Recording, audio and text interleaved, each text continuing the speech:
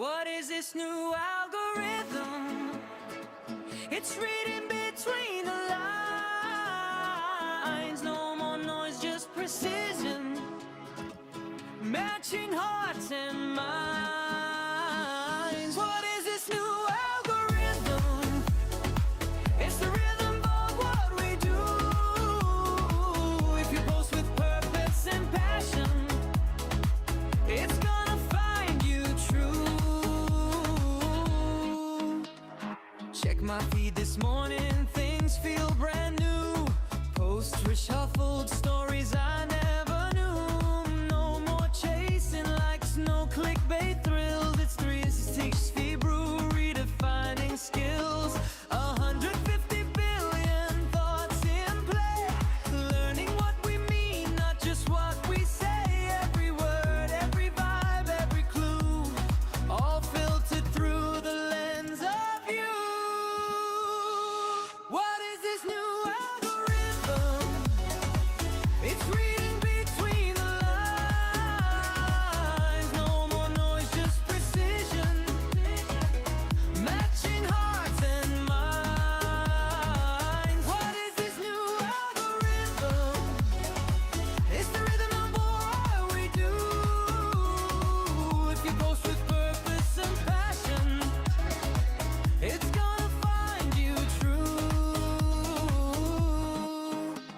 Scatter your thoughts and you'll fade away. Stay on your lane, that's how you'll stay. It craves clarity, names inside it. Meaningful content shines so bright. Switch the system overnight. 1,000 models gone, new inside. Authenticity is the only vibe. No shortcuts left to right. What is this new algorithm? It's reading between the lines. No more noise, just precision. Matching hearts and minds. What is this new algorithm? Feeding dreams come through. Post with focus, keep it steady. 360's watching you. So update your story, align your name. The future's semantic is a brand new game. What is this new algorithm? It's learning the real you.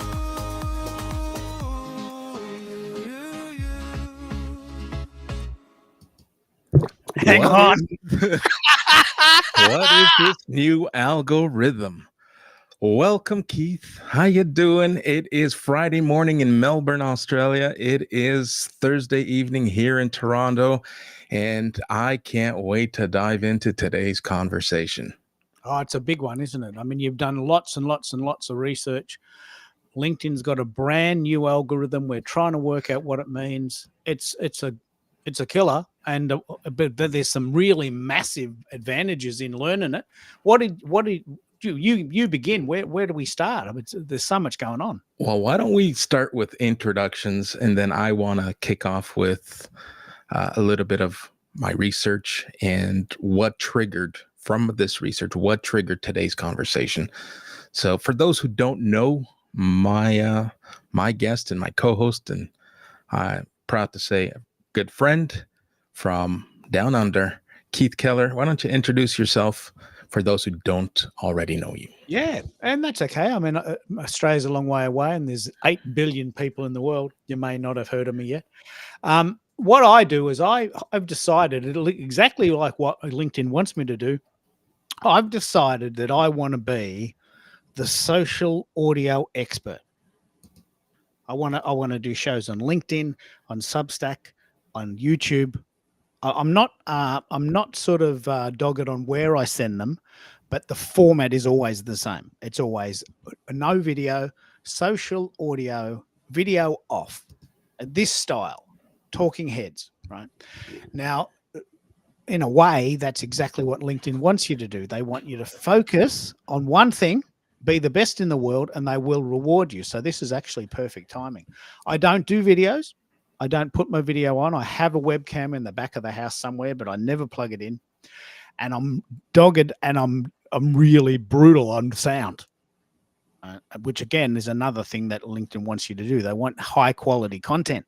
So I've been researching what you've been sending me, and it's pretty fascinating. And I think it's going to suit us. It's going to suit us and people like us. We stay in our lane. We know what we're talking about. We talk about it every day, and LinkedIn will reward us for that, won't they?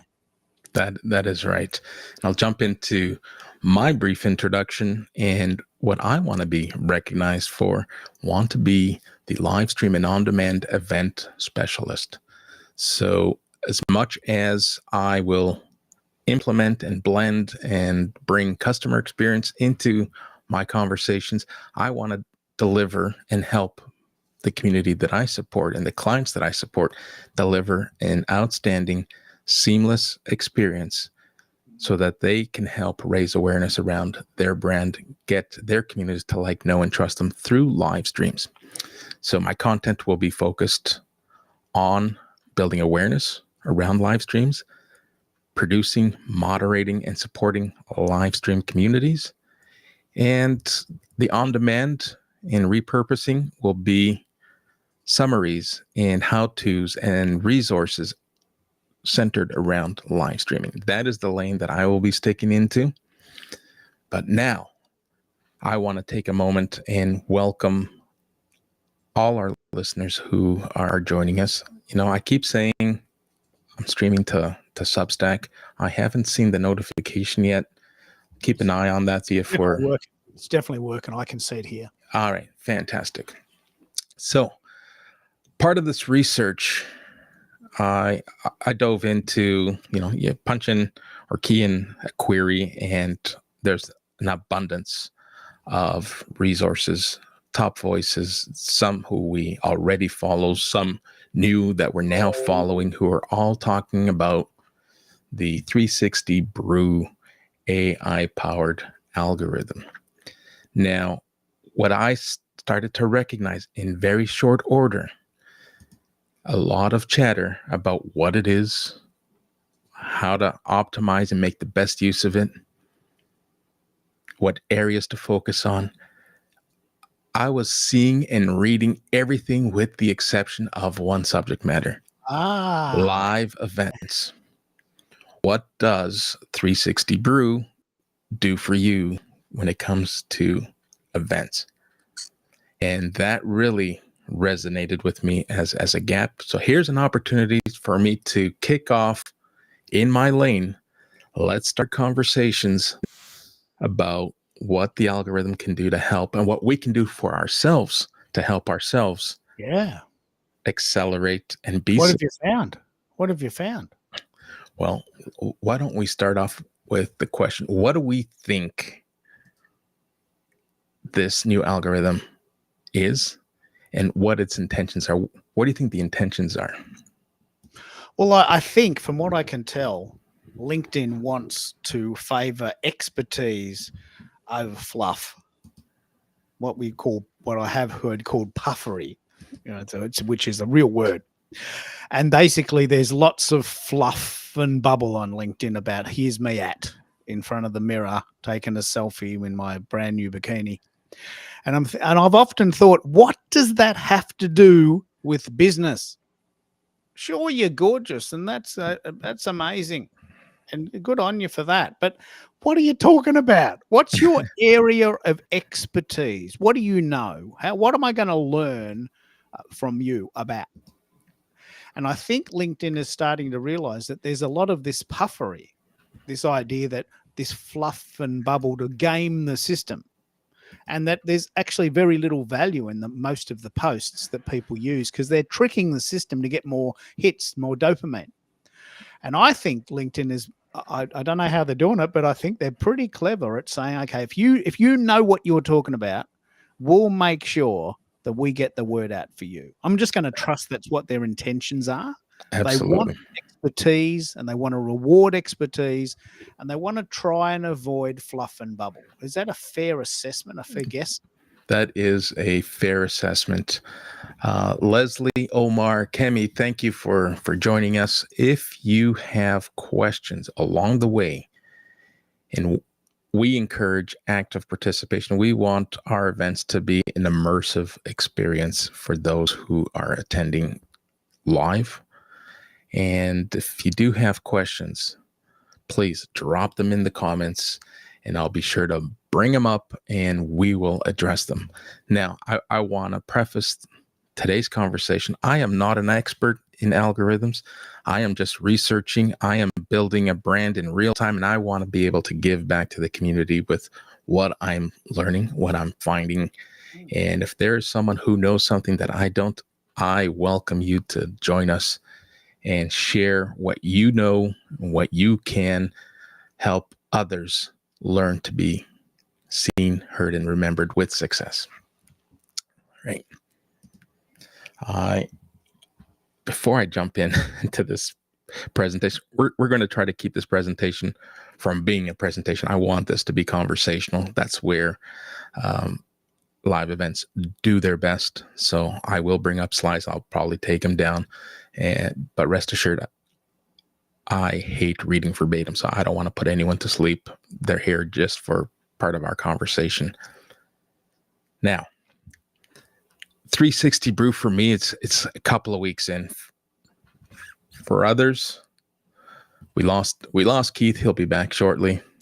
For others, LinkedIn Brew is probably more than a couple of weeks old, and probably a couple of months that people have recognized that things are changing.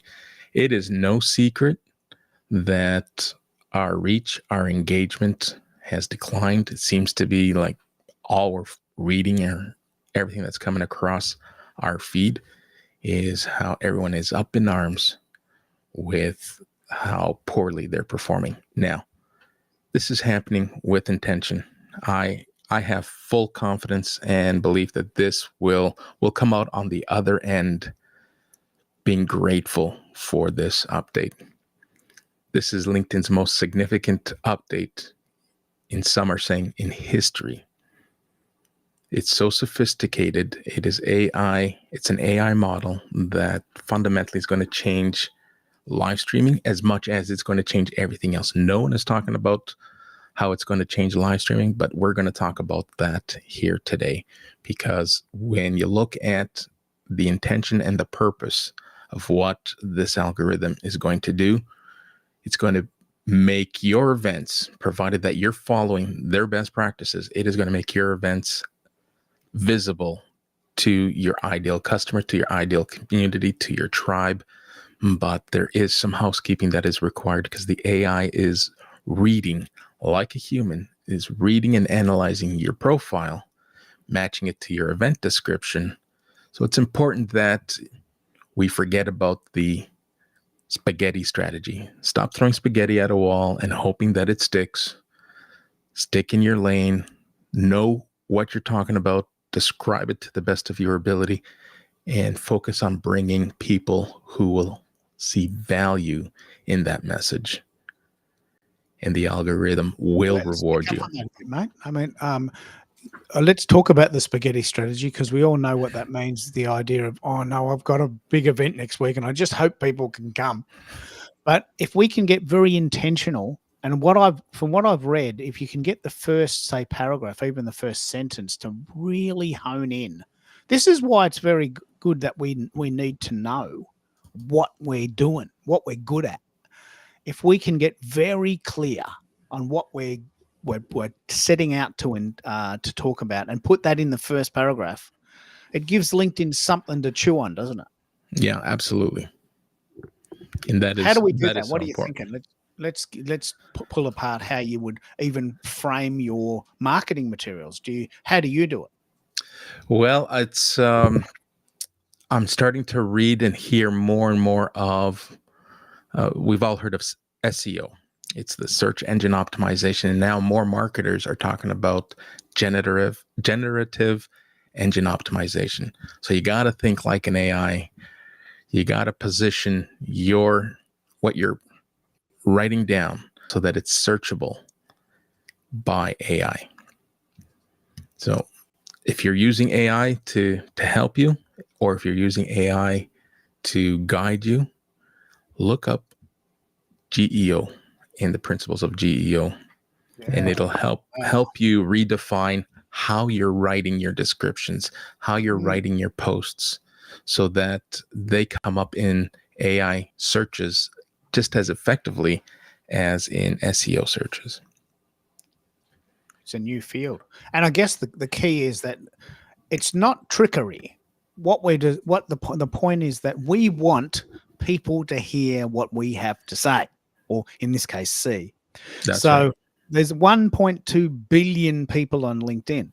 We want them to get our content, but we have to give LinkedIn what it wants. And I guess this session now is really trying to understand how LinkedIn works now, so that we can change the way we have done it. Because I've heard a couple of phrases this week, and one is the content cliff. And that is that, people are hanging out of nowhere. My content went down 50% for no reason. I haven't changed anything, right? But LinkedIn changed something, and we need now to understand. This is bloody good. You've done a lot of research here, so I want to get out of your way. So here's something fascinating for those who have been screaming out loud, punching the keyboard, and sharing with their communities how their social presence has been debilitated or just crushed to the point where people are questioning, do I break up with LinkedIn, and do I go find a new home to settle down in elsewhere? I haven't noticed that to the same degree that others are sharing. Has there been a decline? Absolutely. I'm not going to deny that there hasn't been a decline. But because I've been sticking to my own message, being my authentic self, listen, the impressions were nothing to write home about when you compare them to people who are getting hundreds of thousands of impressions. And but listen, I always compare. If I were to put the hundreds of impressions that I get, or the low thousands, if you put all those people in a room, or all those eyes in a room, that's still a decent reach. It's a very important setting. Right. I mean, I've been into the city and spent an hour of my life getting there for 8 people. There'd be 8 people on this call right now, and we're sitting in our houses. You got to remember what you're doing. You're doing online content that, first of all, is live and people can enjoy it. But as you call it, the long tail, you love the idea that the replays go on forever. Maybe someone will watch this tomorrow because they couldn't come today, and they'll get that value that we didn't know they needed. And then they'll contact you, and maybe they'll work with you. So this is a very, very, very important change, and we need to really play this game out. Yeah, absolutely. So here's one thing that I want to take away from this particular slide, and it fits nicely into the conversation at the point that we're in. While the algorithm may have, as some are suggesting, 150 billion parameters that it is now working with, and as much as it's suggested that it is reading and understanding our content like a human, putting all of that aside and putting the lens and the objective of live streams, connecting our live streams with our ideal viewers has been, or will be, and will continue to be easier.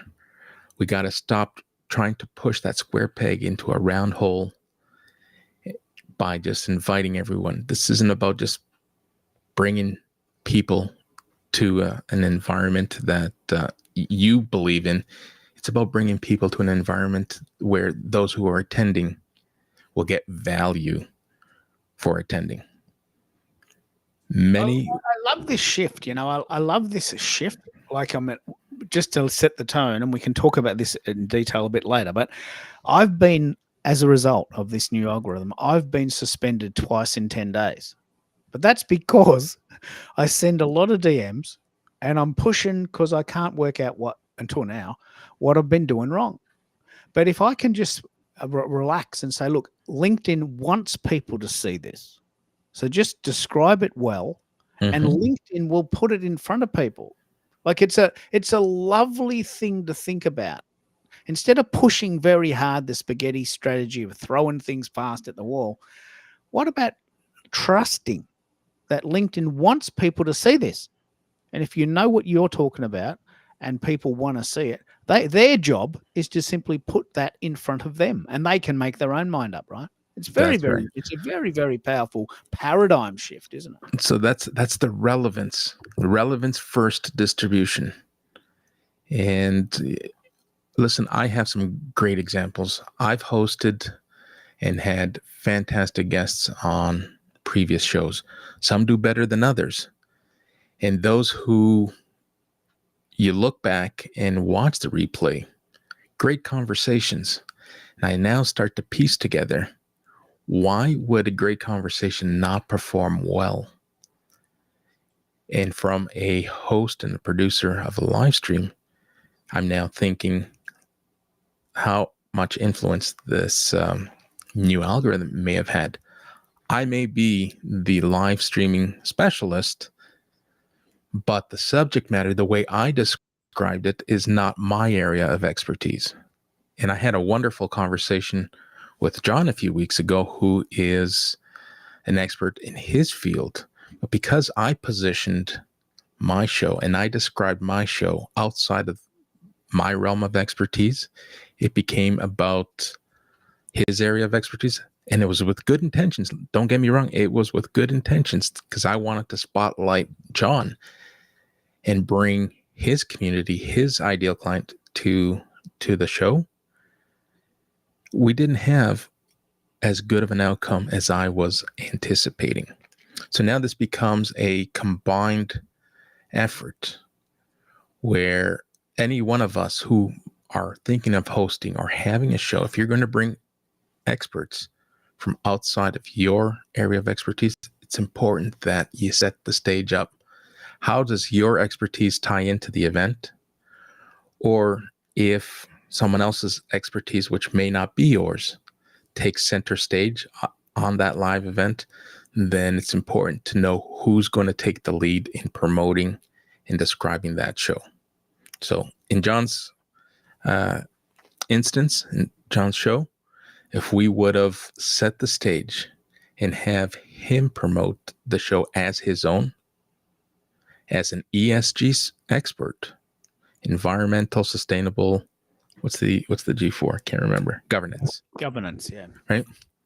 So if he would have set the tone in his brand voice, and I would have sat back and just produced or curated his show, but if he would have taken the lead, he would have provided the descriptions in his community, in his brand voice, I could assure you that that would have taken off much better than the results we came up with. I actually love this. I love this description. So you know a lot about live streaming, and you've got an audience, and you love doing it. But you don't know really that much about ESG, and your audience doesn't know you for that. That's right.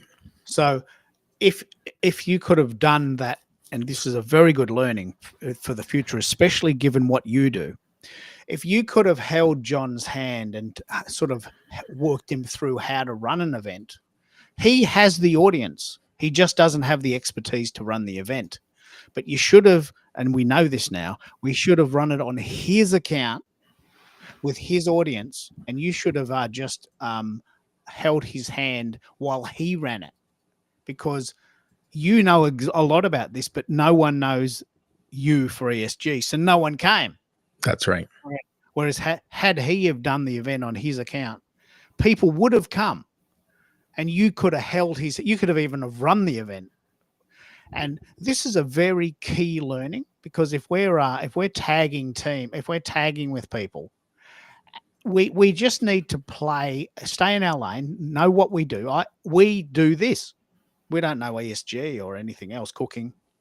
So it's going to change the nature of how we run events. Do you imagine in the future that you will run events on other people's accounts and sort of do a bit of a takeover of them? Like, Yes, I've done that already. So the platforms allow for the owners of the accounts, which in this instance would be a business or a professional who has an account. They can add me as an account admin, and I can run it and produce it from the back end.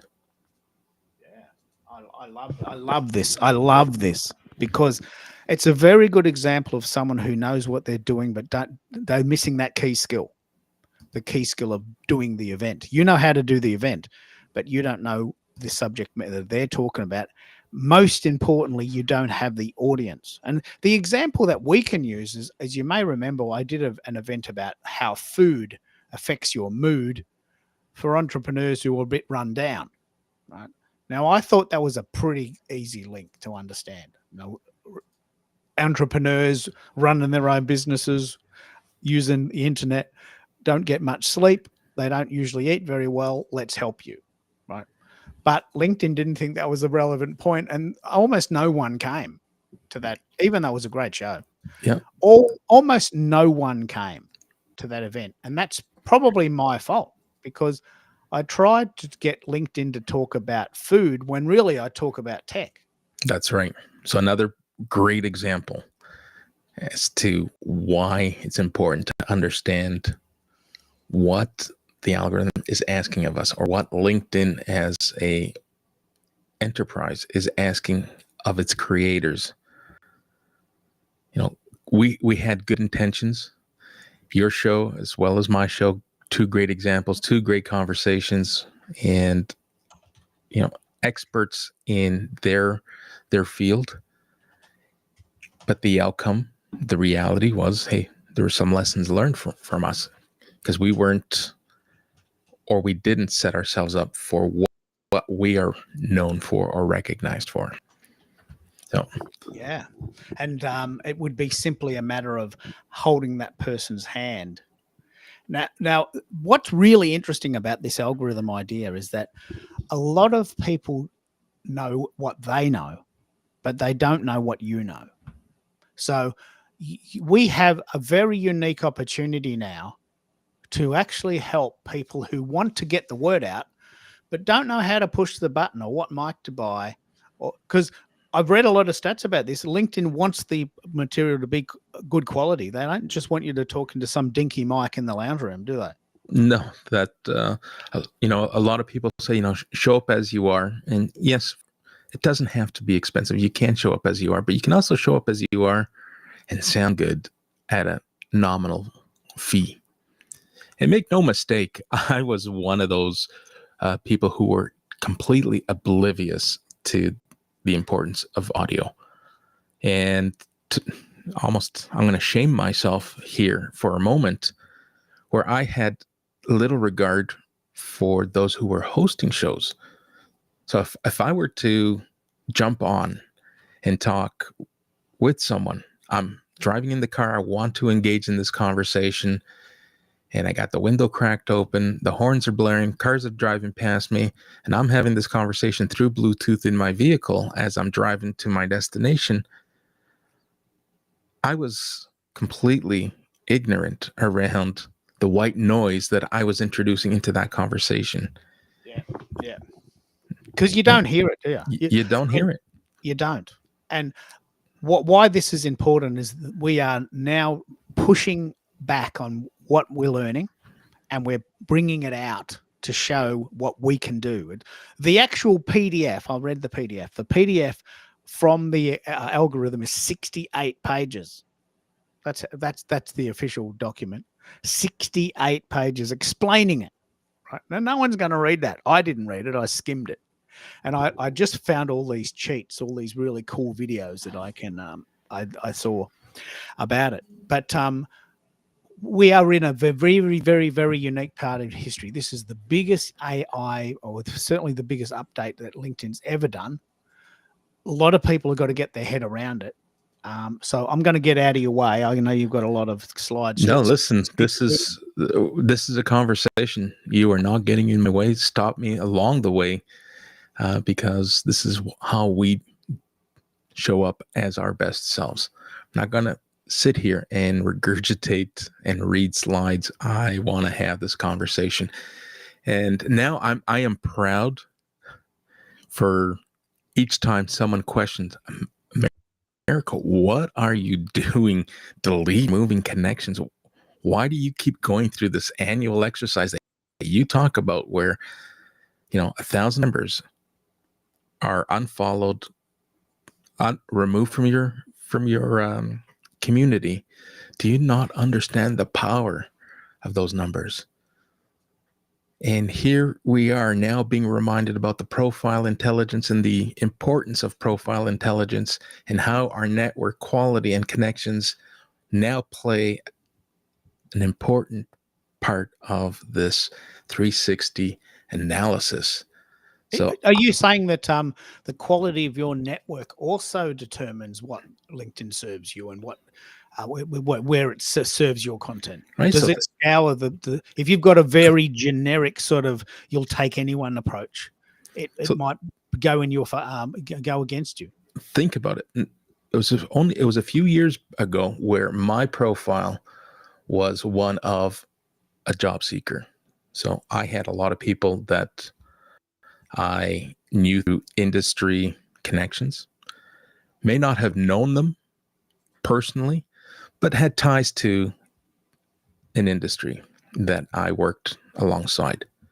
I now go back and I do this exercise that I refer to, and I see those same people haven't engaged or invested in themselves, haven't played any part in their own profile. So if we were to consider what LinkedIn, or as we know, LinkedIn previously used to push out, and I can't speak to the percentages, they'll probably still be the same. But if LinkedIn is pushing out content to, 2 to 3% of your content initially goes out to your community. And if you're, in my case, if I'm known as the live streaming specialist, and that 2 to 5% of my content is being pushed to someone who does not align with my message, does not align with my area of expertise, is in a completely different industry that I'm no longer in, that lands on their plate, and they may never see it because they're inactive, or they will see it and it'll mean nothing to them, and the message just falls flat and it doesn't get pushed further because the people that it's being presented to are not helping you. Right? So it's important to understand that, hey, it's great to have hundreds of thousands of followers. Yeah. So LinkedIn is not rewarding vanity anymore. And that is right. If it ever did. It's not a vanity metrics platform. LinkedIn is not Instagram. I got to keep telling people that. LinkedIn is not Instagram. It's not there for vanity. It's there for value and engagement and in education and empowerment. And it rewards people that talk about things with authority. It doesn't reward fluff anymore. That's right. It's no longer about popularity. It's about precision in your field of expertise. Yeah, this is a great format. So tell us how you think this format of live streaming might now be working within LinkedIn. What we're doing today is we're sending this to YouTube, LinkedIn, and Substack, just in case LinkedIn falls over or you get a glitch or it goes down. But if you want to get authority on LinkedIn using live streaming, what are you thinking we need to do? This is very, very poignant.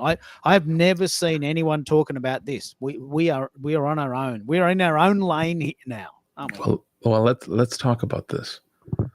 There's 4 key benefits that you want to look out for as a live stream host. You want to make sure you got the right people showing up. And LinkedIn wants you to have a smarter audience showing up so that you can connect. So whether your live stream is intended for lead generation, whether it's intended for just brand awareness and community building, or simply educating and updating your community on your industry trends, it wants to be able to do that smarter for you. it also wants your visibility and wants you to understand that visibility is a long tail and the power behind the long tail. Let's So a pick lot up of on this. This is yes, very let's important for an Aquarian. Well, what do you mean by visibility is a long tail? There's another song.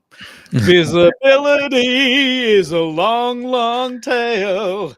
Let me see if we can make this sale. I'm riffing. There's still another song coming on. well, here's something I recognize when I'm connecting with community members.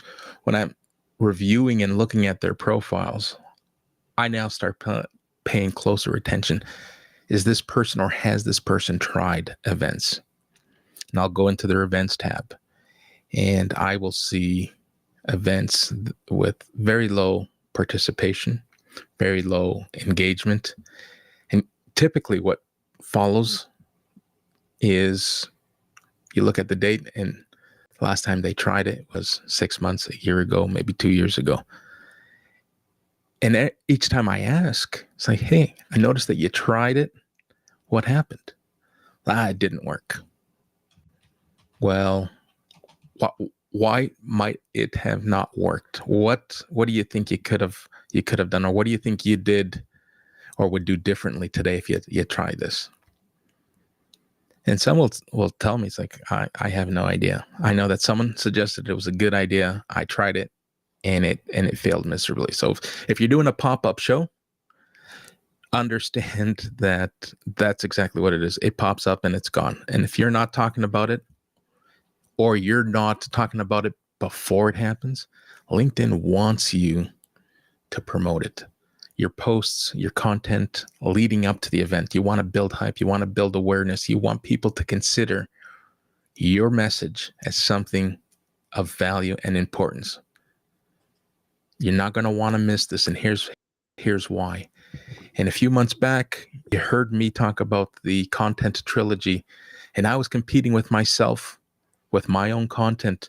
I would host and run shows and then try to write and talk about something completely different because I thought that my content and my shows had to be separate entities. Turns out I was making things harder than they needed to be. There's value in building awareness, and that's the beginning of the long tail. You want to build that awareness. Build the momentum of your show, of your live stream, of your webinar. Call it what you want, but you want to start to build, planting those seeds, building the stage, and giving it enough time. And here's something that I'm going to have to rethink in terms of my strategy. My sweet spot was a week.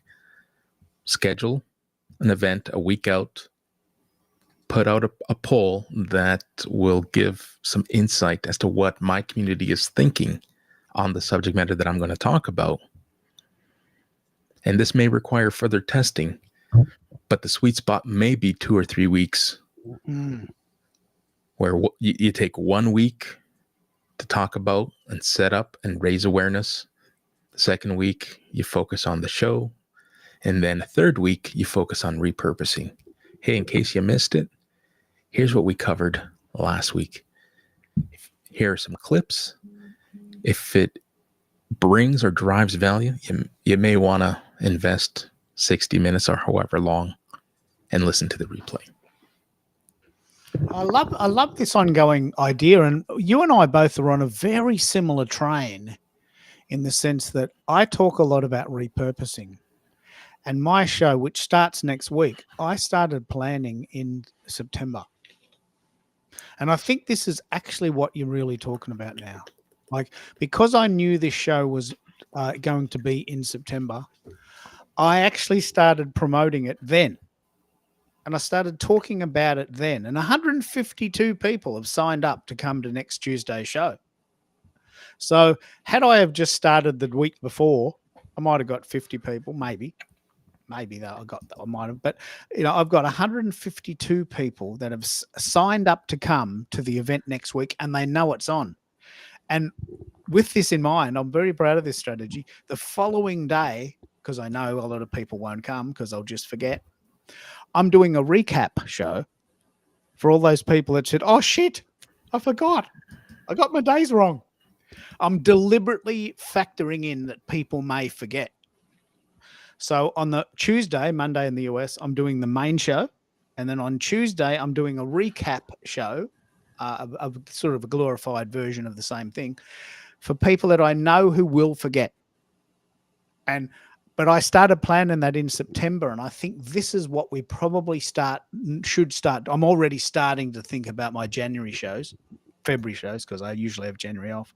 So I'm already starting to think about my 2026 shows, and maybe LinkedIn wants us to. Is this something that's foreign to you? You like to think a bit sort of in the cusp in the moment, yeah? Well, I've always been notorious for being off the cuff and shoot from the hip and spontaneous. But now I'm being cautioned that spontaneity may not be rewarded. Right? So it's important for us, if this is how we normally interact, is we may want to rethink and pivot. Yeah. And retool. I love what you're saying, because I think you and I both have, with what we now know, is a couple of things we've recognized that maybe LinkedIn doesn't want us to do. And we need to rethink. And I'd be interested, we've got quite a few people listening now. I'd be interested to know if anyone has any questions, because the audience may have some. We've already got halfway through.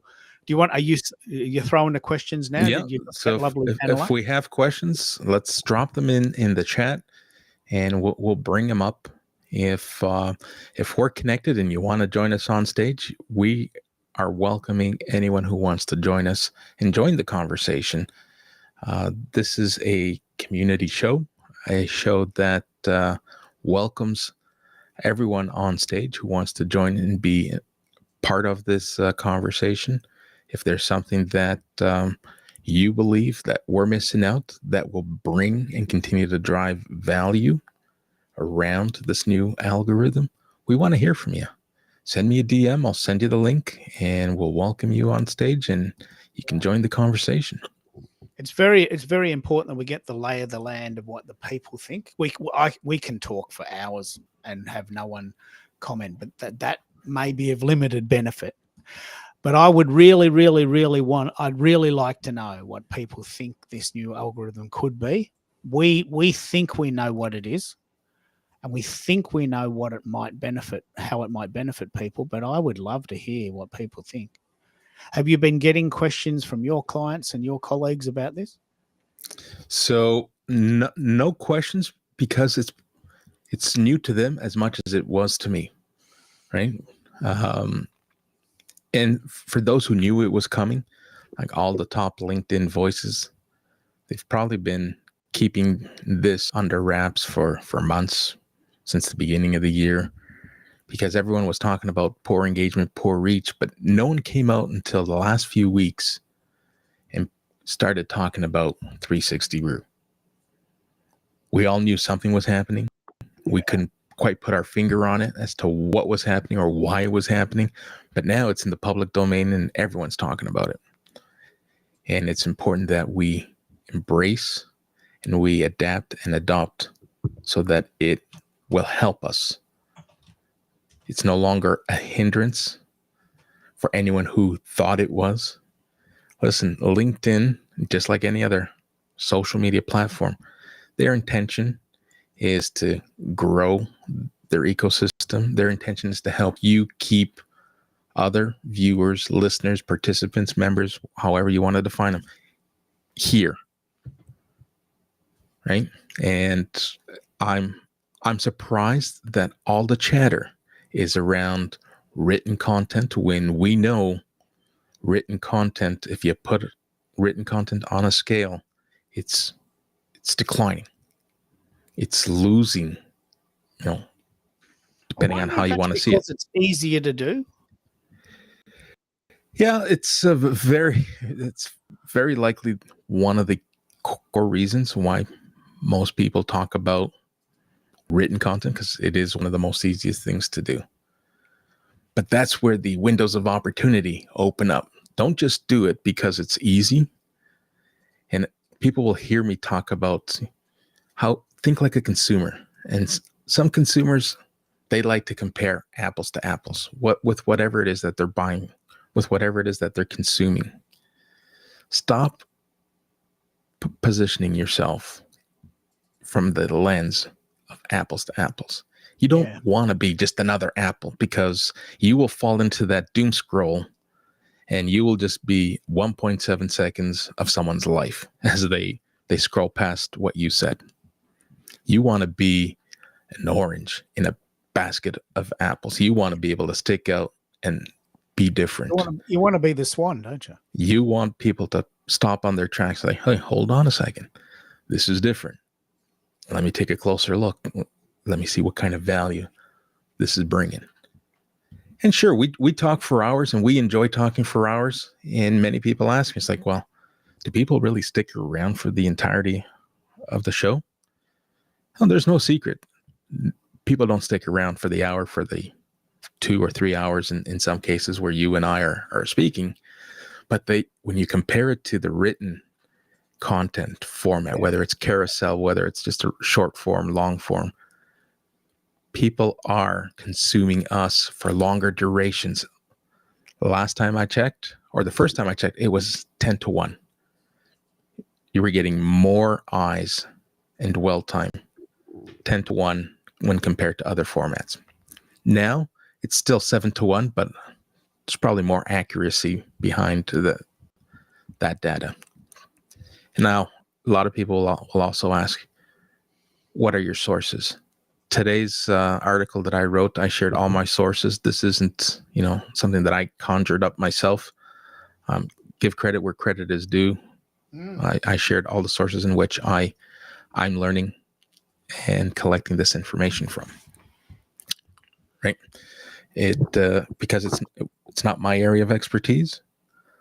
You got to give credit where credit is due.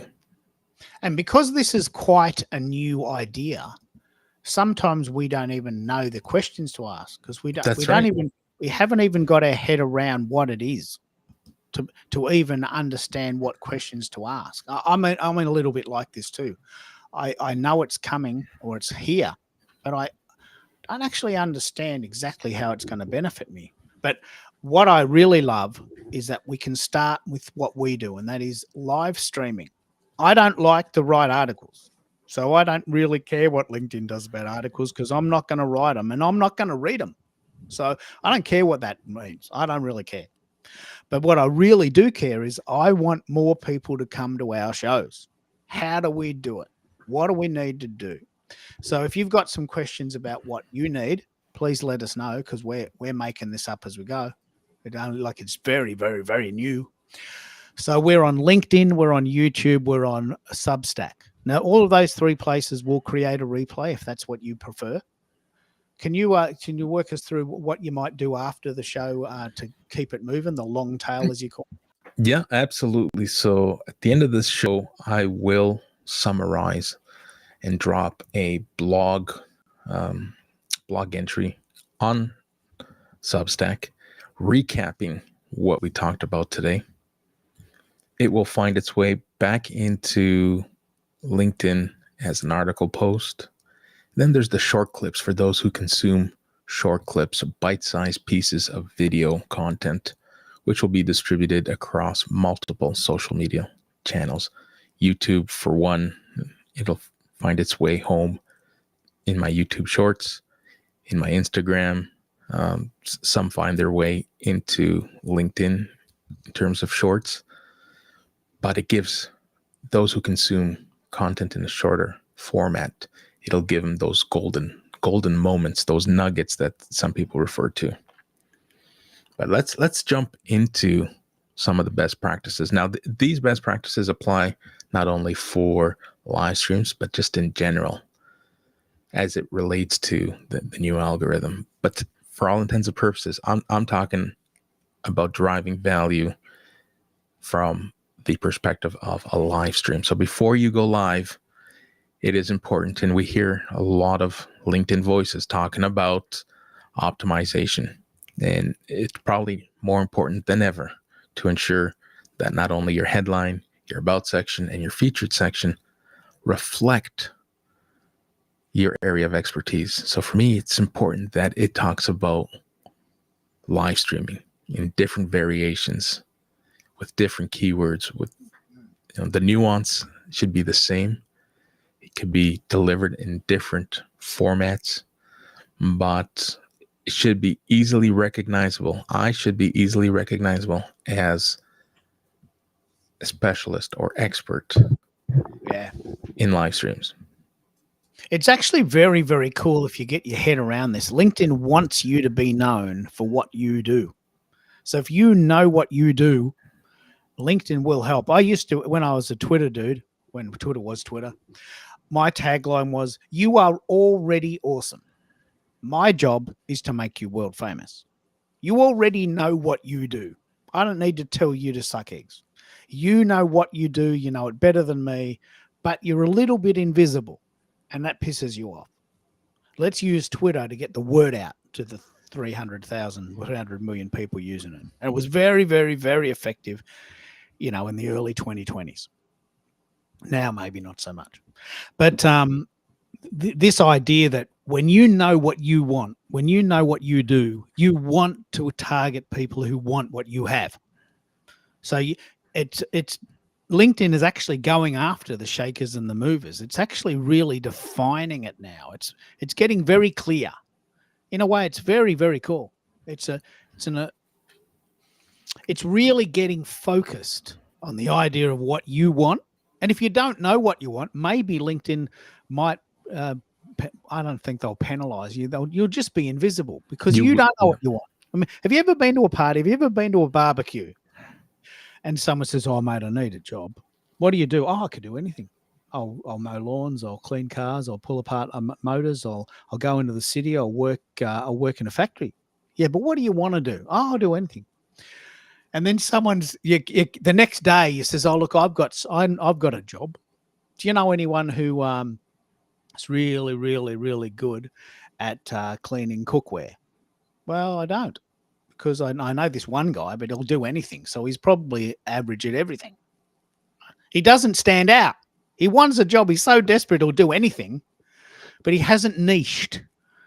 And I think LinkedIn really wants you to get clear on what you do. Would that be fair? Do you think that's really absolutely? And that not only is a fair statement, I think it is the statement to really pay close attention and focus in on. So whether you're a job seeker, whether you're a business owner, a professional of any kind, you want to be consistent in presenting yourself, your brand, in your brand voice, and understand your persona better than no one else.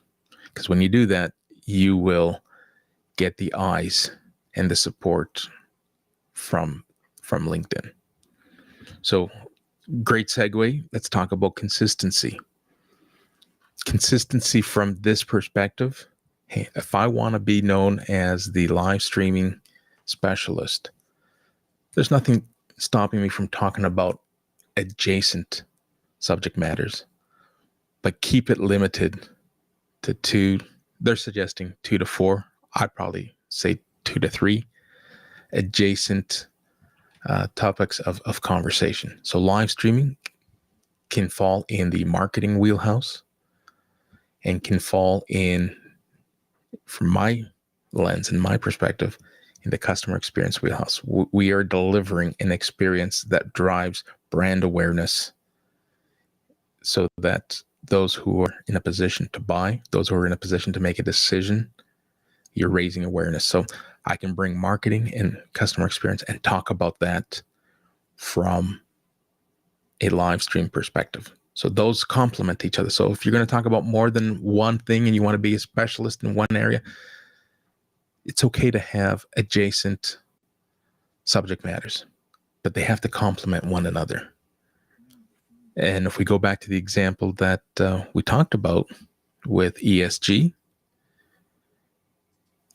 if I were to talk about exclusively about ESG, for instance, we had a great show last week where Michael LeBlanc was my guest. His area of expertise is cybersecurity. I'm not a cybersecurity professional. So if I were to take the reins and talk about cybersecurity, I probably wouldn't get any elevation, any eyes, because that's not what I'm known for. This is actually a very important thing to know for two reasons. Two very, very important reasons. We talk a lot about podcasting, the idea that going on someone else's show is very beneficial to you because they do all the work and you just turn up, right? But in this case, if you had a very specific genre that didn't align to the guest or to the host, the show would probably fail because LinkedIn wouldn't know where to put it. So I love what you're doing because you are the sort of conduit in the middle. You can teach people to run their own shows. You can run a show on your channel and feature them, or you can take over their channel and run their show from your point of view. So you can make them look good because they don't know what buttons to push and what mics to buy. You know that stuff. So you've got really three irons in the fire there. One is you can teach people to do it themselves. You can run it on their channel, or you can run it on your channel. And now knowing now what we know, we can make that decision each time. Running it on our own channel is easy because we're so used to it, but our audience might not want to talk about that topic. And so this show might fail. So what do we normally say? Show up where your audience is. So if you're building a show whose theme and subject is being broadcast and distributed to your community, and that community does not resonate or align with that message, don't be surprised when the outcome is, less than desirable.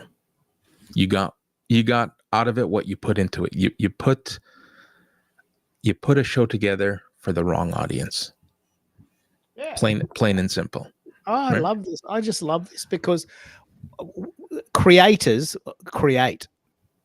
And I've been guilty of just doing shows for the sake of doing shows. I'm going to get very, very, very intentional now. I'm going to align with people that have that talk about what we do. But you've got a different skill set. You can run shows for other people about what they do, even if it's not what you normally talk about. But you would have to do it on their channel. That's right. That's a key learning, isn't it? That's right. And here's where my heart pours out and bleeds a little bit for all the great people who are on LinkedIn, who are recognized for being connectors. And how many have helped me and helped others like me bring their community members to our stages. That might be the one area where we're going to kind of experience a little bit of a hindrance, because with good intentions, we're bringing people to be part of the conversation. But if those people don't align with the message and their profiles don't align with the show's description and the show's subject matter, it might hinder the success of your show. Things to think and look out for. It may not, because for all we know, if this new algorithm is being, or as we're being told, it is acting and reading and understanding like a human. If it understands that the people who are bringing others to the stage are connectors, I don't know how far the intelligence goes, but just a word of caution, something to look out for. Yeah, you could probably have generic topics. You couldn't switch from cooking to gardening to bushwalking 3 weeks in a row. Or maybe they would all be under lifestyle. So maybe you could. But it's very interesting. It's extremely interesting that we're in a new paradigm, because no one wants to talk at the wall. No one wants to just do these shows for the sake of doing the shows, and then you wake up the next day and you found out that actually no one watched it. It's very debilitating when that happens. Yeah, I've had that experience. You do a great show and no one sees it. Well, what's the point of that? let's talk about that, and let's focus on the hook or the show's opening. So similarly, in the past shows or in the past content, you'd hear a lot of people talk about your hook is where you capture your audience's attention. If you lose them at the hook, they're not going to want to read further or beyond the hook. And now that's got me thinking, even though I have two specific genres and themes for my shows, I got the storytelling journey, which brings my guests to our stage and allows them to share their narrative, their professional narrative, whether it's through a business lens, through a professional lens, or just a personal life story that they want to share. There's the storytelling journey. Then there's today's show, which is its theme is your voice, your vision, your stage. So it's more about marketing, educating. But I lead each show with the show title. And now it's got me questioning, I got to move that show title somewhere else. Because if I'm going to hook someone in, I might not be doing myself any service by leading and hooking them with just a title. I thought the exact same thing. I thought, what does that title tell LinkedIn? It doesn't tell them what it's about. And does it have to be in the top title in the first paragraph? We need to know this. Yeah. Because I use, a lot of people know this now, but I used to write songs. So my whole life is a song. I'm always thinking about a catchy title that could be a sing-along jingle that I could send to a radio station. LinkedIn feels like homework. I'm always thinking of a title for a song. That's the way my brain thinks.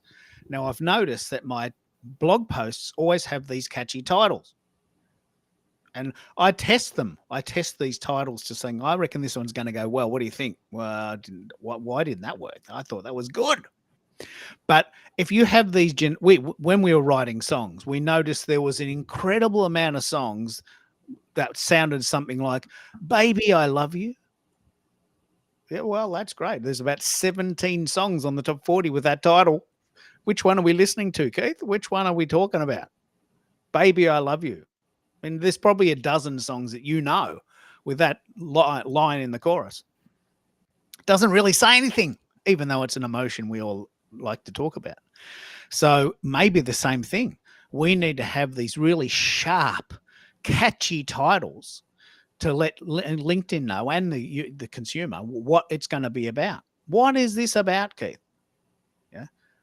What is this funky algorithm? This could be a good way to finish. We can finish on the funky version, the 1980s pop, Duran Duran version. Just imagine, all these funky, boy bands in the 80s doing this pop song called "What Is This Algorithm?" But that gets your attention, right? Yeah, so absolutely.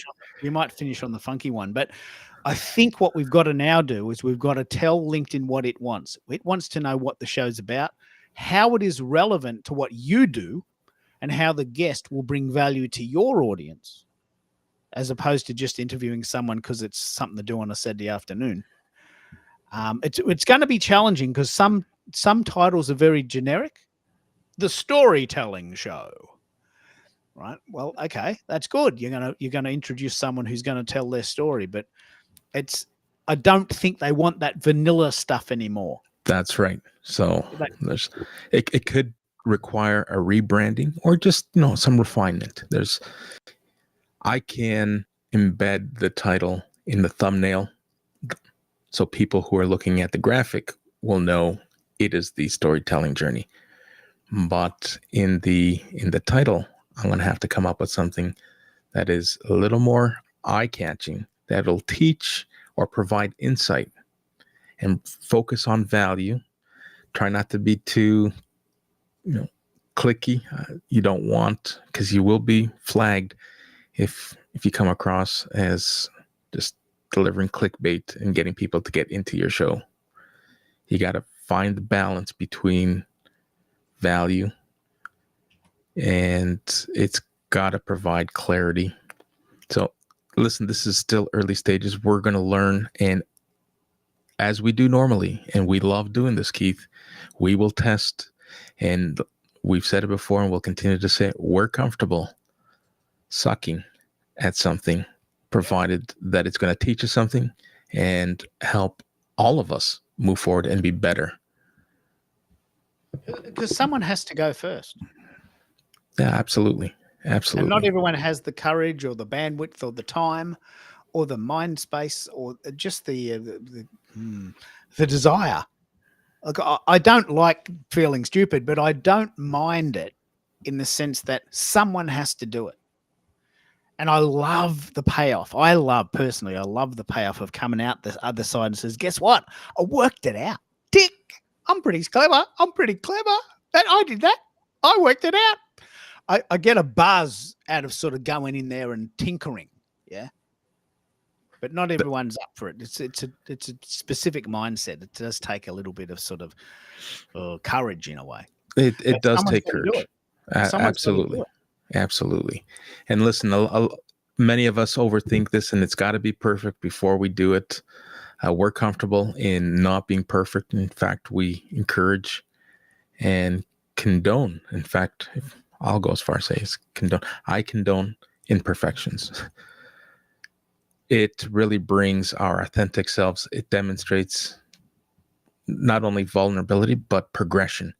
Because if you listen to one of my shows from 6 months ago or at the beginning of the year when I started on this journey and stepped away from the keyboard, if I were waiting for the perfect moment, I would not have hit live today, let alone a year ago. It's so important. Like you won't know this until you've done it. Like my wife is learning guitar. She's been playing like every night for 5 years. Now, if she had recorded what she was like after a month and then after a year and after 2 years, she would have heard that she was getting better. Now, when she hears herself in isolation, she doesn't feel like she's getting any better.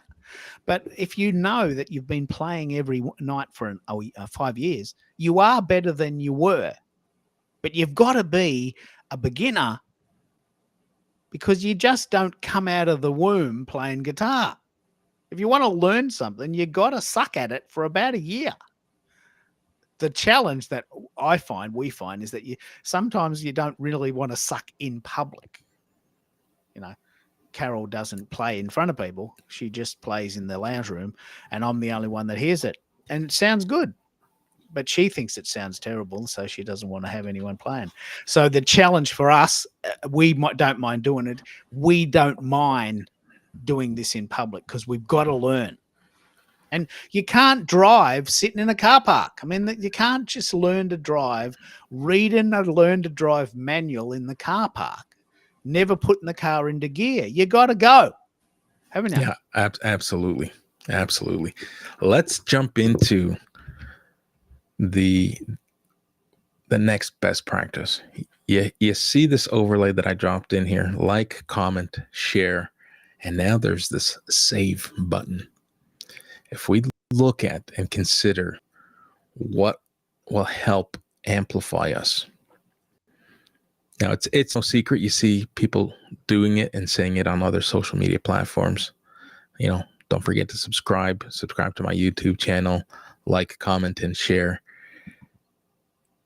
If you're bringing value and you start bringing the message, like, comment, and share, and people start to not only like and comment, which in the past, we were happy with the likes and we were happy with some comments in our live streams. But you want those comments to be insightful and not just, fillers. LinkedIn is encouraging. In fact, some LinkedIn top voices are suggesting a comment strategy for LinkedIn growth. Wow. You don't even have to post anything. As long as you're engaging in the comments with people that align with who you are, and if you're bringing value simply through comments, you don't even have to post content. So think about that from a live stream perspective. If someone's coming on here And in the past, we would anecdotally say, hey, let us know where you're joining us from. I'd love to see how far this reach is, and we'd see how far our global presence would reach through the comments. We'd have people showing up in different continents of the world. But now the algorithm's going to read this. Remember, it's reading it like a human and thinking and translating what value does that comment have and how does it relate to the show. If it doesn't, guess what? It's doing nothing for you. I love this idea because I do 2 shows a week, Tuesdays and Wednesdays. But on the other days, I've often thought, well, what do I do today? I don't want to do a show every day.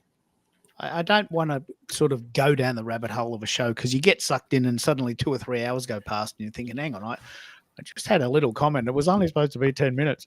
So these ideas of promoting the show or doing little comments on other people's shows and finding the alignment, it's something you can do at the cafe, on the train, waiting for the bus, in between your favorite TV show.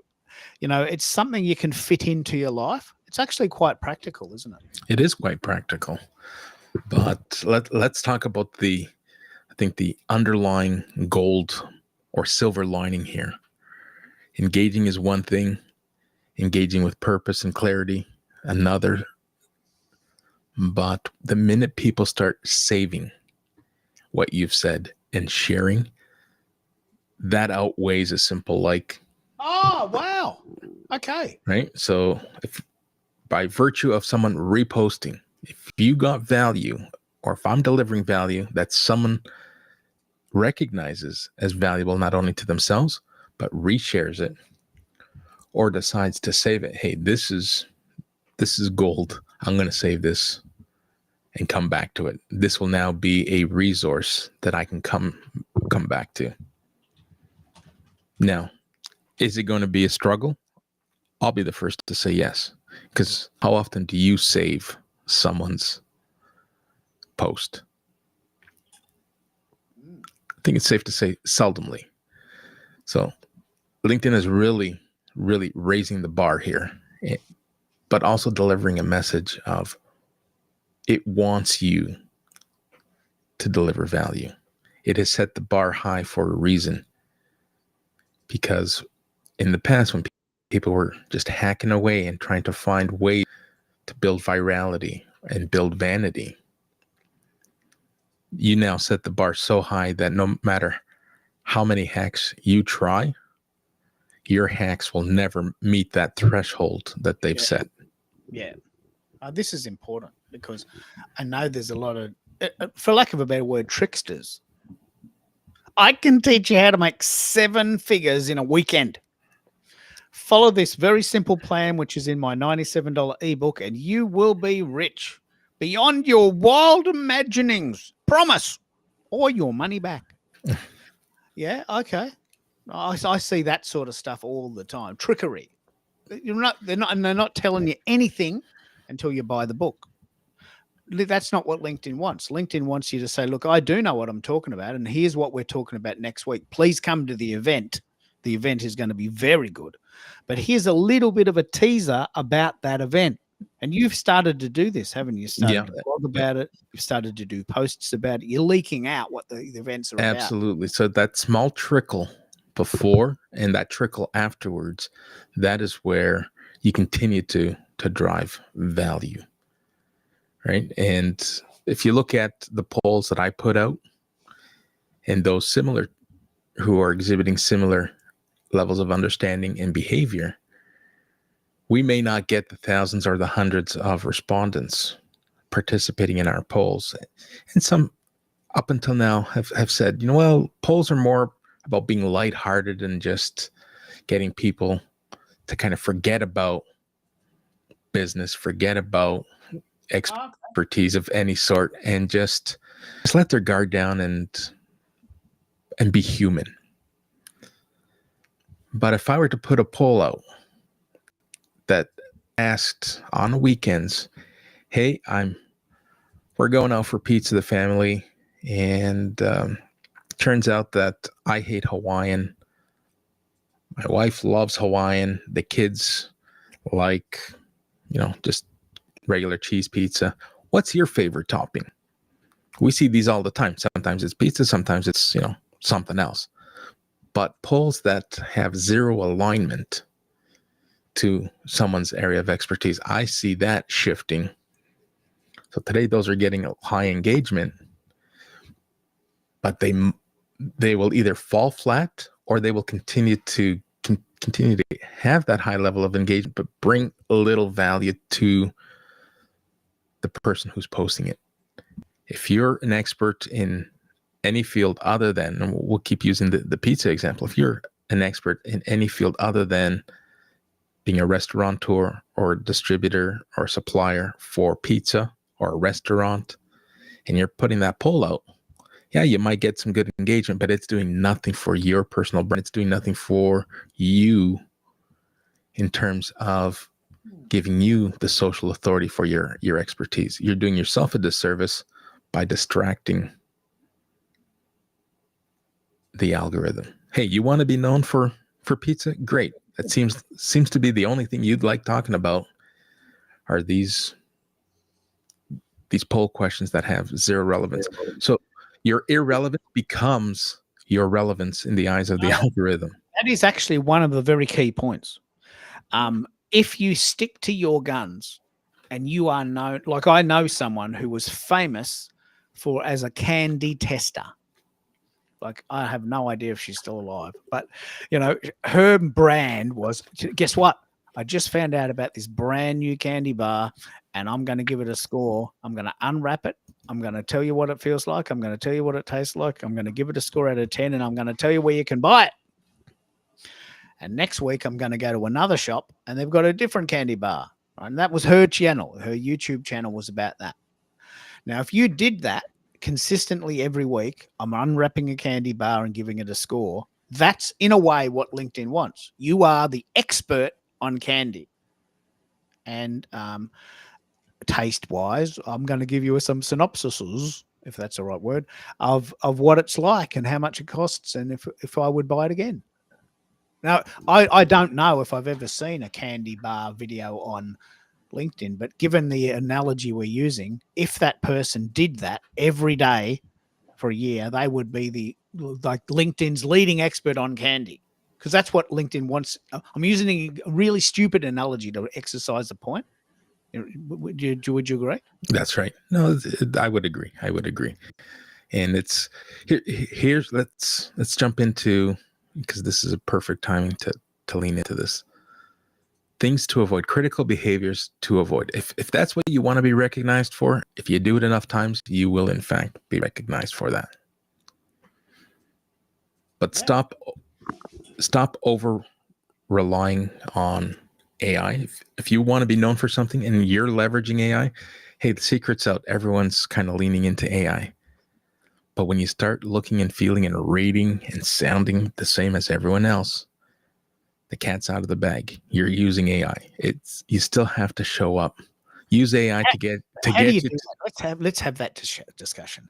Everyone's using it. Not everyone, but most people are using it. How do we use it as an adjunct? I want to share a story about this in a minute, but I'd love to hear how you think we can use AI to get a start, maybe make our stuff look a little bit better, but we can't rely on it. What do we need to add to make it a little bit more human? So from a written perspective, I like the fact that live streams provide transcripts. So I can take this conversation, ask it to analyze this conversation and summarize it for someone who missed the live show and wants a brief or quick summary. What were the key takeaways? And it will analyze and give me different variations. I will then ask it to align it with best practices for different formats. Hey, analyze this analyze this for a email blast. Analyze this for Substack best practices. It'll then So take the you're using words. AI after the event. I'm using AI after the event to help analyze. I will then put it into my own words. It'll give me a breakdown. Yeah, we in fact did talk about all of this. So it's not, I'm no longer cutting and pasting because it's taking my real time conversation and summarizing it for me. Yeah, okay. That's a very good use of AI. Yeah. You're taking what you already do and summarizing it and then making additional snippets from it. Because what it does there is it saves time. That's right. So unlike what others are doing, I'm not here to judge what others are doing, but we know for a fact that people are entering a prompt. Hey, write me a newsletter on the subject of live streaming. Or let's write a blog post for someone who's a novice in live streaming, wanting to get into live streaming. And it'll craft something for you. And if you cut and paste it, does it sound like you? If someone who knows and follows me reads something that I just copied and pasted, they'll very quickly be able to point out, it's like, all right, America, I could have just got this from a prompt I would have written myself. It would have given me the same information. I want to hear your perspective. I want to hear, you add some social proof. Great. AI may have given you the framework, but add some context, add some logic that'll help me understand rather than just taking a theory and just broadcasting it and pasting it into a post of some kind. Yeah. I've got a couple of ideas here that we can talk about if we don't have any questions. I've been using as an additional strategy to LinkedIn Substack, and I've almost got 50 posts since the 2nd of December because I'm really into it. But what I've started to notice on this note is that I'll write a post or create a post, and that'll be fairly generic. But because I've got 50 other ones to choose from, I write related posts, and then I pick 2 or 3 others that build on that story. And so suddenly it's like this circular loop. Here's the fresh story, maybe 100 words, but here's a story I wrote 3 days ago that's somewhat similar, that gives you a different perspective. Right? So we're using AI to get started, but we're not relying on it specifically without any additional effort. Yeah. That's right. And the other thing I'm really excited about, like I've got this down, is that I don't mind admitting that I write, if that's even the right word, I create my songs using Perplexity. So I will say to Perplexity, can you write me a catchy song called What Is This New Algorithm? And I want it to be in a sort of an 80s funky style like, Human League or Devo. Because it's really sort of, it's very technical, very technologically sort of advanced, which that did sound like at that time. So then that will create words. What is this new algorithm? ... And it'll rhyme and it'll sound like a song in a very basic way. Then I'll put it into Suno and I'll say, can you write this song with a funky techno beat, snappy snare and funky bass and this really out there keyboard riff? And sort of imagine you're living in the 80s. And it'll come up, and I've got one. We can play it at the end. And it comes up with a song. Now, I didn't write that, and I didn't use it, but I'm using the technology in a very creative way. Now, what I'm imagining, and this is what I will do if I'm going to get very good at this, is I will take that away, and I do this. I print the words out, and I go and make myself a coffee, and then I write words that I think make more sense to me. The words rhyme in a very banal way, in a very sort of nursery rhyme type of way. But sometimes I like to use clever sort of juxtaposition. So, for instance, today I wrote a song called "If You're Going to Keep Going, If You're going to keep going this way, I might just go away." Which is what I would probably say to a real person. Like, if you're going to keep going this way, I'm probably just going to go away. So I wrote a song, this heartfelt song on acoustic guitar, pseudo acoustic guitar because I can't play guitar, of this guy singing to his girlfriend if you're just going to keep going the way you're going, I'm just going to go away. So I started with AI. I got the basics of a song out, but it was very banal. Then I sat down, I printed it out as a Word document, made a cup of tea, in my case, chai. And then I rewrote some of the lyrics myself with my head, with my voice. So it is important that we just don't churn out what's now being called AI slop. I don't know if you've heard this phrase. Yeah, I've heard of it. So everyone's churning out this AI slop, which actually means nothing but looks the part. Just wondering if we've got any chat. Have we got some chat there? Can I actually access the chat from here, or is that you doing that? AI has helped me start writing content. Yeah, so the trend is writing on YouTube. Thanks for jumping into the conversation. AI has helped me write or start writing content about areas and topics that I would not have usually ventured into. Yeah, so it begins. And then it's very important, like we're obviously writing about the AI algorithm for LinkedIn. I don't know anything about it, so I've got to start somewhere. So I found this 68-page document, a PDF. I mean, bloody hell, 68 pages. It's just not it's just not my lifestyle. So I then said, well, can you analyze this and give me the skinny on this? Like give it to me as a one-pager? Yep, I can. And I got the one-page sort of condensed version. And then I actually wrote a song about this, and then I punched that into Suno, and it wrote a song about what is this new algorithm? Some guy playing maracas in a Mexican town. So we made it fun. Who's going to read a 68-page document? Who's going to read that? Maybe the person who wrote it and 3 of his friends. I'm not going to read it. Well, here's another great example. You take the article that I put out in advance of today's show. I took the article and I punched in a prompt on gamma.io and said, hey, take this article and produce a PowerPoint presentation, taking out the key points from my article. And this PowerPoint is being presented with the help and assistance of AI. It took my article, it took the research that I put together, and it put it into a presentation for me. Yeah. This stuff is not only time saving, it is mind blowing because we wouldn't have done it otherwise. It's not either or. Like this stuff is saving us so much time that we're doing things now we would never have done. So it's not like we're just cheating. We're actually doing things we never did before because we can. That's right. These little snippets that and talk about this too.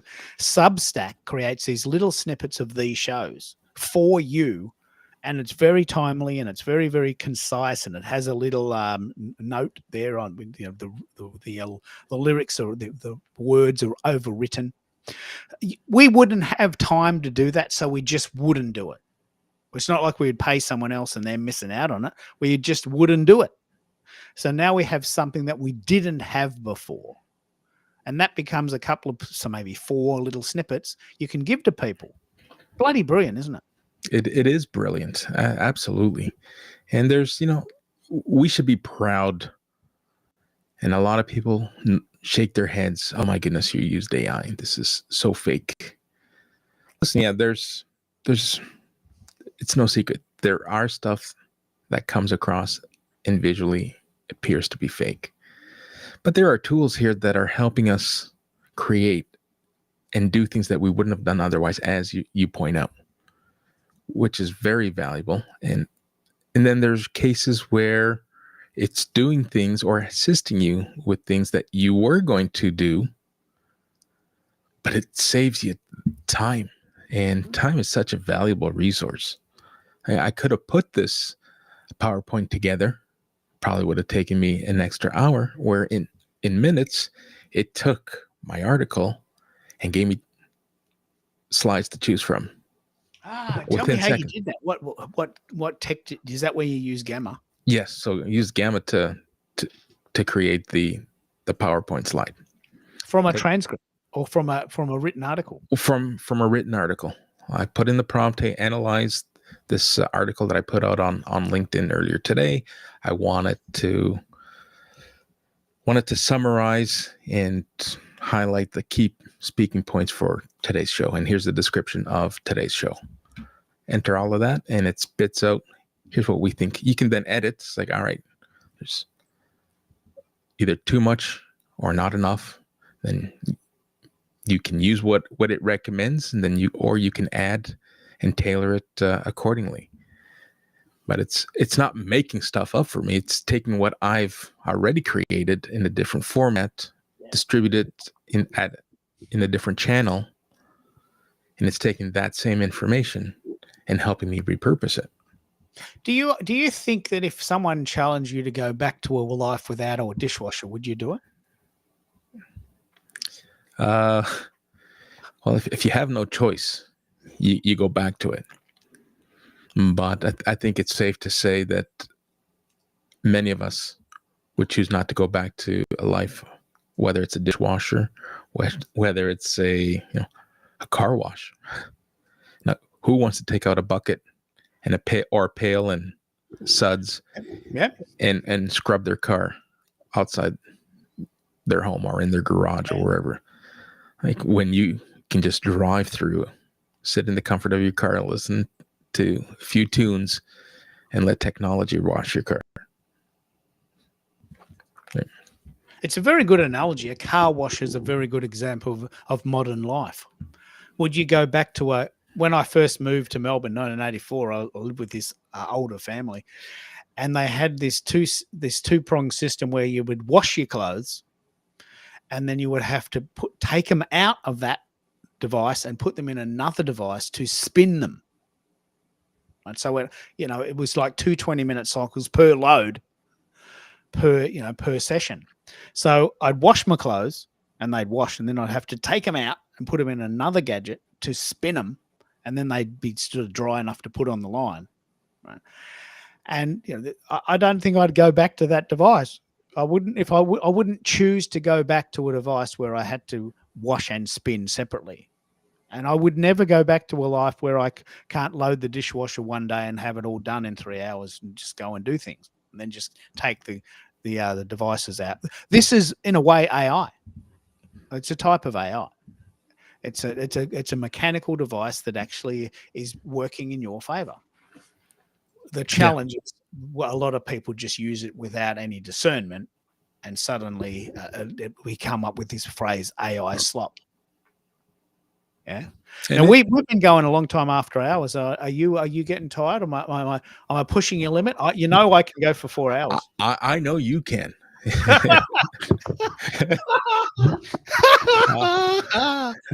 Yeah, I would lose that challenge if I put myself up to it.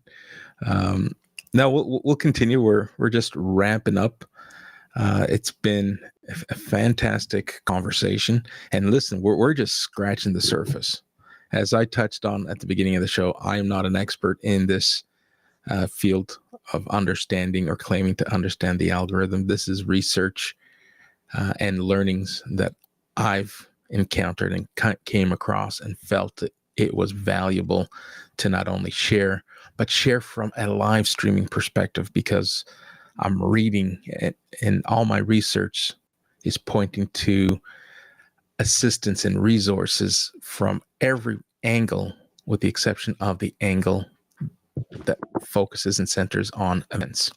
And it's a great segue into the opportunity that we present. You've got a lovely slide there with the strategic opportunity that this now presents us.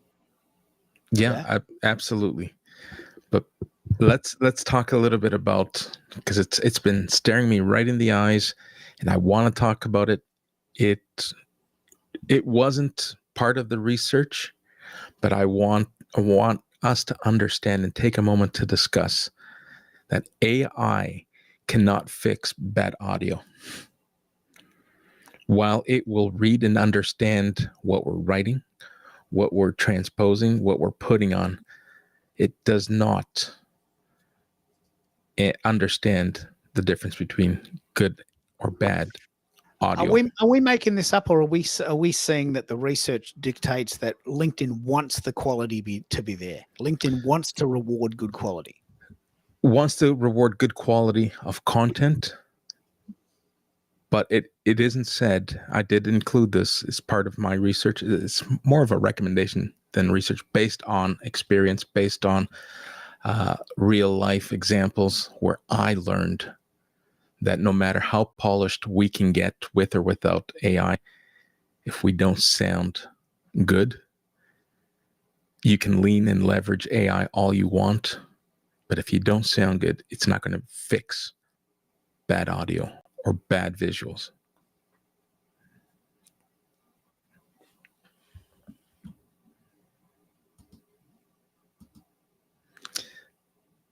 All right, we lost Keith. Let's bring him back on stage. AI can't fix bad quality audio. This is a very important point. How far do we take it for the novices? This is exactly what you teach. You like, people who don't know. But a good mic, a decent mic, can be $50, can't it? Yeah, well, a decent mic is very affordable, and if you can't afford a $50 mic, then you may want to invest in one of Keith's shows where he will walk you through what you can do on a relatively small budget, from something as simple as finding the right environment to sit in, what to sit around, what to surround yourself with. I learned a lot from one of those conversations where you shared, hey, sit on a couch, surround yourself in a room with curtains, with plants, with pillows around you, just to absorb the sound. Let's start there. That's a very, very good thing. AI can't fix bad sound, but good sound doesn't have to cost a lot of money. In fact, it doesn't have to cost any money. Anything.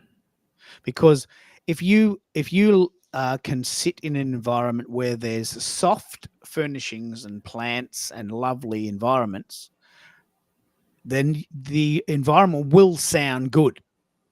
I have seen, and I've been on some of your shows, where people are sitting in this harsh room with harsh walls, near big windows, with tiles on the floor and high roofs, and they sound like they're in a tunnel. Now, they don't know that because they don't have headphones on.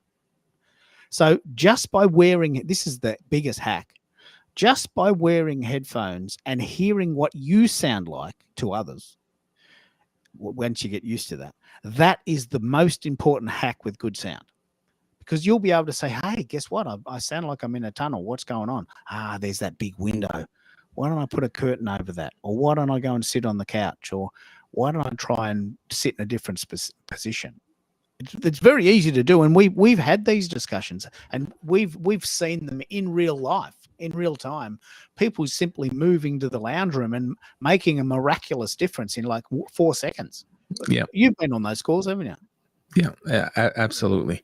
Listen, we're talking about AI today and all the great things that it can do, and yes, we did say moments ago, AI can't fix bad audio.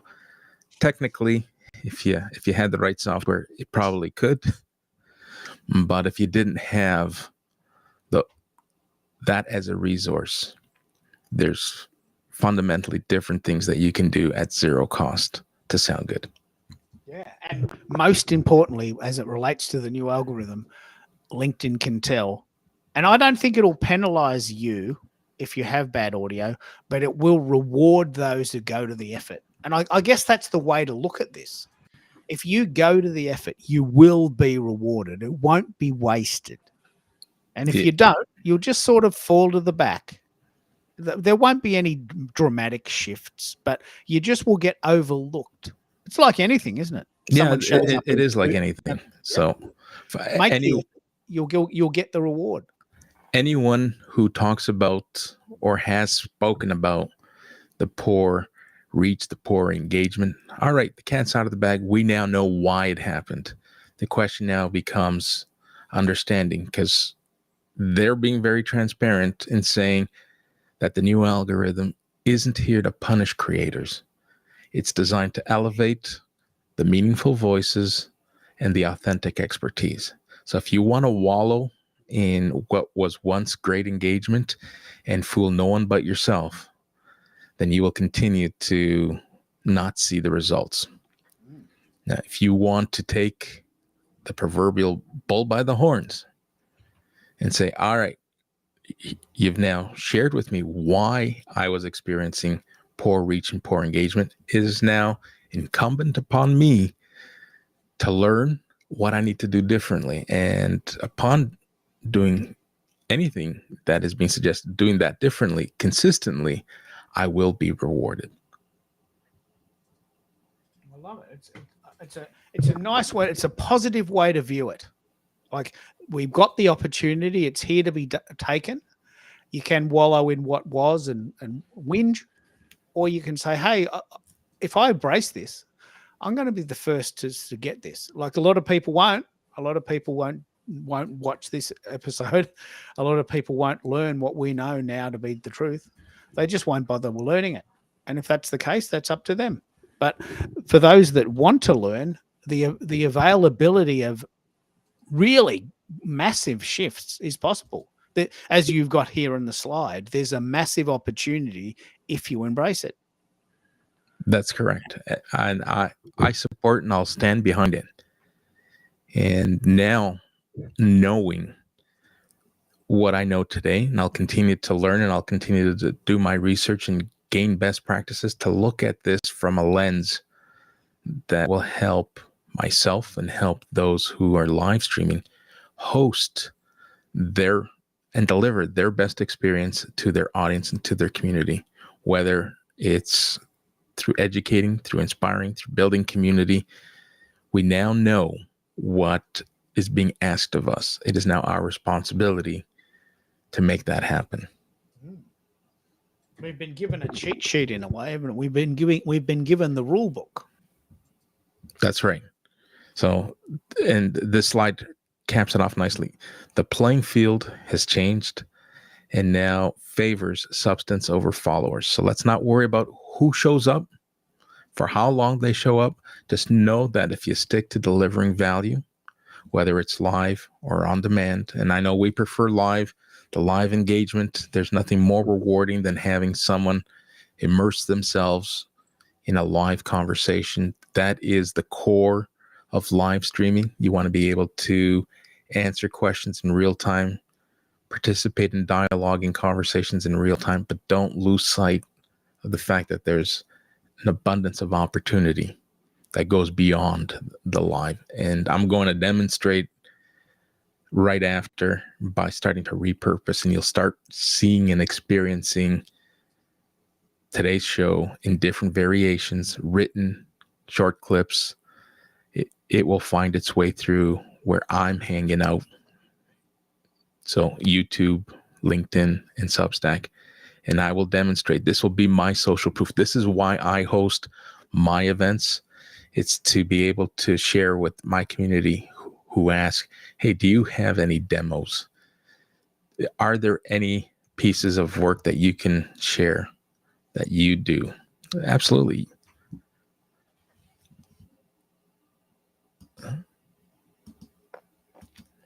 But I'm getting a message from the universe. Why don't we wrap it up and we'll go into the funky version, the 1980s funky. I'm going to go back in the time machine. You've arrived in 1982 and Devo and Human League and Duran Duran are on the top 40. And I've got this little funky version using AI. I'm just saying it. I don't pretend to be anything special there, but I do have a song. What is this new algorithm? All right, let's cue that one up. And before I hit the play button, take a moment to thank everyone who showed up, who participated during the live, who listened, as well as those who will listen and engage in the replay. All right, so Keith, I love doing these events with you. These are great conversations. I want to thank you, and we'll shut the studio down here from Toronto. Thanks for making it all the way from Melbourne, Australia. And now coming to you from our studios in Toronto, What is the new algorithm?